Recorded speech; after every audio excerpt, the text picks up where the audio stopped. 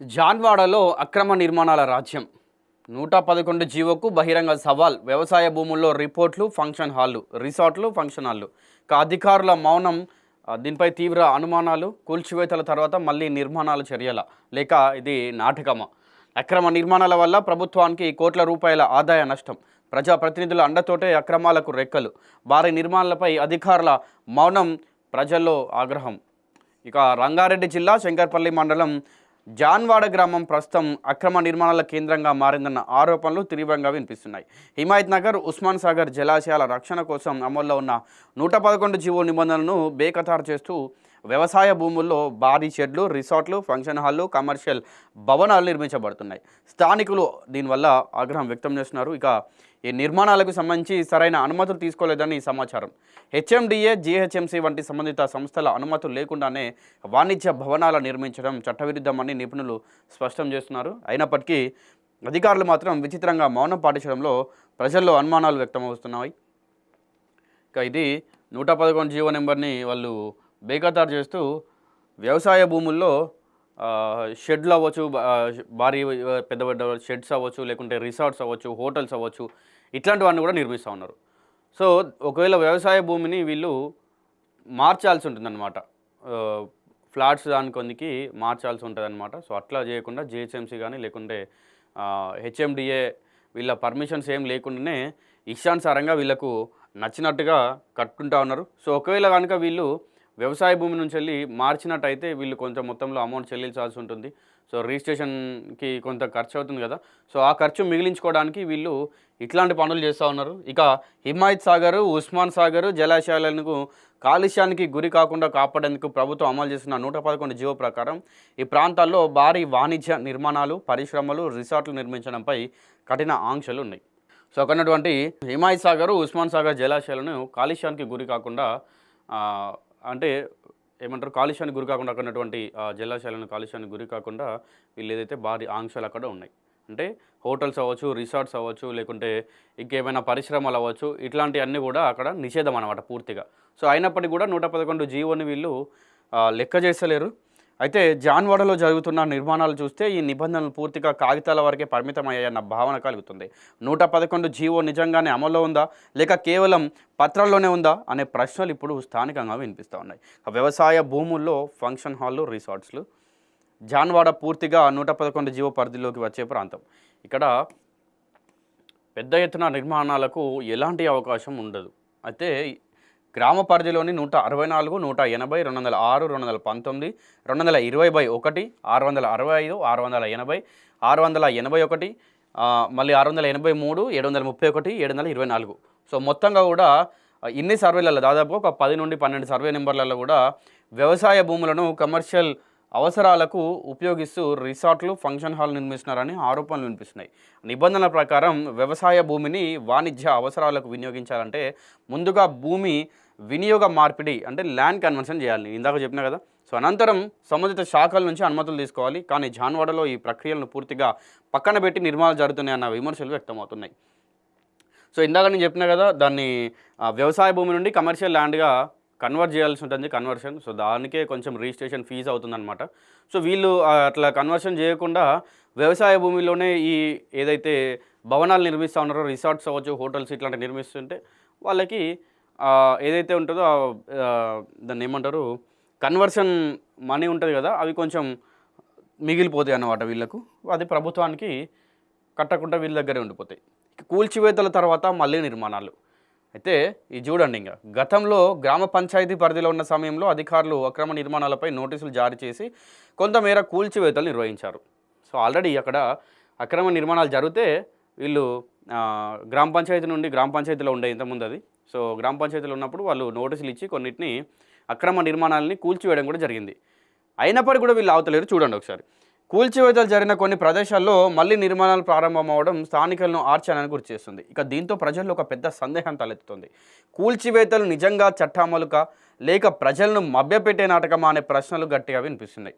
మరి ప్రజల్లో కూడా అనుమానాలు వ్యక్తమవుతాయి కదా, వాళ్ళకు కూడా అనుమానం ఉంటుంది కదా. అంటే ఆల్రెడీ అక్కడ దాన్ని అక్రమ నిర్మాణం అని చెప్పి ప్రభుత్వం నుంచి గుర్తించి దాన్ని పడగొట్టినప్పుడు, కూల్చివేసినప్పుడు మళ్ళీ అక్కడే వీళ్ళు నిర్మాణం చేపడుతున్నారంటే ఎవరికైనా డౌట్ వస్తుంది మరి ప్రభుత్వ అధికారులకా లేకుంటే ఇంకెవరికా రాజకీయ అండతోట వీళ్ళు వాళ్ళకు డబ్బులు ఇచ్చి మళ్ళీ అక్కడే నిర్మాణం జరుపుతూ ఉన్నారా అనేది ప్రజల్లో ఖచ్చితంగా కూడా ఇట్లాంటి డౌట్లు తలెత్తి. ఇంకా మున్సిపాలిటీ పరిధిలోనూ అక్రమాలే. అంటే ఇంతకుముందు గ్రామ పంచాయతీలో ఉండే ఇప్పుడు మున్సిపాలిటీలో, ఇక ఇటీవల జాన్వాడ ప్రాంతం నార్సింగి మున్సిపాలిటీ పరిధిలోకి చేరింది.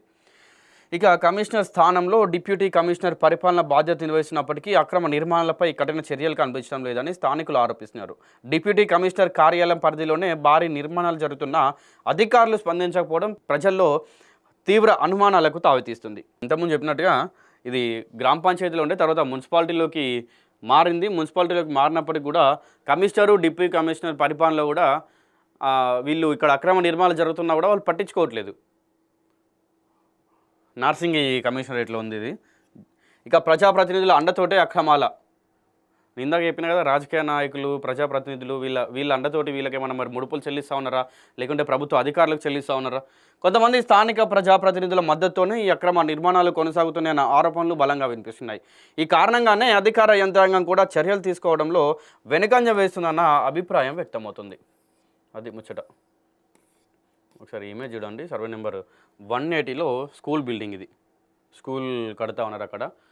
సో స్కూల్ కట్టాలంటే కూడా వీళ్ళు ల్యాండ్ కన్వర్షన్ ఖచ్చితంగా చేయాలి ఉంటుంది.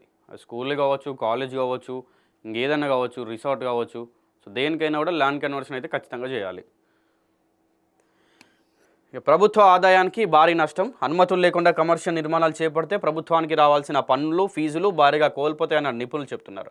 ఇది ప్రభుత్వ ఆదాయానికి నష్టం కలిగించడం కాకుండా భవిష్యత్తులో పట్టణ ప్రణాళికకు తీవ్ర సమస్యలు తలెత్తించే ప్రమాదం ఉందని హెచ్చరిస్తున్నారు. సో వీళ్ళు ఇట్లా కట్టుకుంటూ పోతే ఖచ్చితంగా ప్రభుత్వ ఆదాయానికి నష్టమే కలుగుతుంది. మరి ఇక అంతా తామై నడుపుతున్న ప్రజాప్రతినిధులంట. నార్సింగి మున్సిపాలిటీ పరిధిలోని జాన్వాడ రెవెన్యూ ప్రాంతంలో జరుగుతున్న అక్రమ నిర్మాణాలకు కొంతమంది ప్రజాప్రతినిధులే కీలకంగా వ్యవహరిస్తున్నారని స్థానికంగా చర్చ జరుగుతుంది. అయితే రియల్డర్లు, కాంట్రాక్టర్లు రెచ్చిపోయి కాలుగా కనిపించే భూములను గుర్తించి వాటిని తమ స్వాధీనం చేసుకునేందుకు ఎంతకైనా తెగిస్తున్నారని ఆరోపణలు ఉన్నాయి.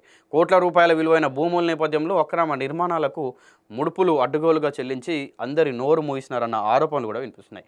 అయితే అధికారులు చర్యలు తీసుకునేందుకు ముందుకు వచ్చినా ప్రజాప్రతినిధులు అడ్డుపడుతున్నారన్న ప్రచారం స్థానికంగా బలంగా వినిపిస్తుంది. అంటే ఒకవేళ అధికారులు వాటిని అక్రమంగా జరుగుతున్నటువంటి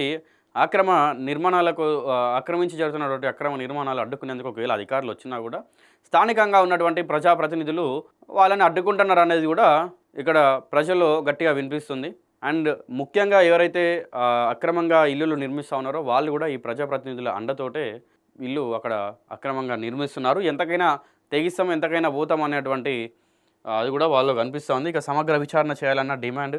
జాన్వాడలో జరుగుతున్న అక్రమ నిర్మాణాలపై ప్రభుత్వం సమగ్ర విచారణ జరిపి బాధ్యులపై కఠిన చర్యలు తీసుకోవాలని స్థానికులు డిమాండ్ చేస్తున్నారు. అధికారులు వెంటనే స్పందించి అక్రమ నిర్మాణాలను అడ్డుకోవాలని, లేకపోతే 111 జీవో అమలుపై ప్రభుత్వ నిబద్ధతే ప్రశ్నార్థకం అవుతుందని ప్రజలు ఆగ్రహం వ్యక్తం చేస్తున్నారు. అంతేకాకుండా కనీసం హైడ్రా అధికారులు అయినా స్పందించి అక్రమ నిర్మాణాలను కూల్చివేసి బాధ్యులను కఠినంగా చర్యలు తీసుకోవాలని స్థానికులు కోరుతున్నారు. సో ఇది ఇక్కడ 180 సర్వే నెంబరు. ఒక 180 సర్వే నెంబర్ కాదు, దాదాపుగా ఒక 11 సర్వే నెంబర్లు, 10-11 సర్వే నెంబర్ల వరకు కూడా ఇక్కడ అక్రమంగా వీళ్ళు నిర్మిస్తూ ఉన్నారు. ఏదైతే హోటల్స్ అవ్వచ్చు, లేకుంటే రిసార్ట్స్ అవ్వచ్చు, స్కూల్స్ అవ్వచ్చు, పెద్ద పెద్ద బిల్డింగ్లు అవ్వచ్చు, ఇంకా వేరే ఇతర ఏ పరిశ్రమలు అయినా అవ్వచ్చు. సో ఇట్లాంటివన్నీ కూడా నిర్మిస్తూ ఉన్నారు. వీటిని అడ్డుకోవడానికి నేను ఇందాక చెప్పినట్టుగా అధికారులు వస్తే కూడా ప్రజాప్రతినిధులు అధికారులను అడ్డుకుంటున్నారు. సో ఇట్లా అక్కడ మాత్రం మొత్తంగా అక్రమంగా భవనాలు నిర్మిస్తూ ఉన్నారు. సో ఖచ్చితంగా కూడా ఈ 111 జీవో ఏదైతే అమలు చేశారో మరి అది నిజంగా పేపర్ల వరకేనా, లేకుంటే అక్కడ జరుగుతున్నటువంటి అక్రమ నిర్మాణాలను ఆపుతారా? ఇట్లాంటివన్నీ కూడా ప్రజల్లో పెద్ద ప్రశ్నార్థకంగా మారింది ఇప్పుడు. సో ఖచ్చితంగా కూడా ప్రభుత్వం బయటకు వచ్చి ఆ ప్రభుత్వ అధికారులు ఎవరైతే ఉన్నారో ఖచ్చితంగా వాళ్ళపైన చర్య తీసుకోవాలి.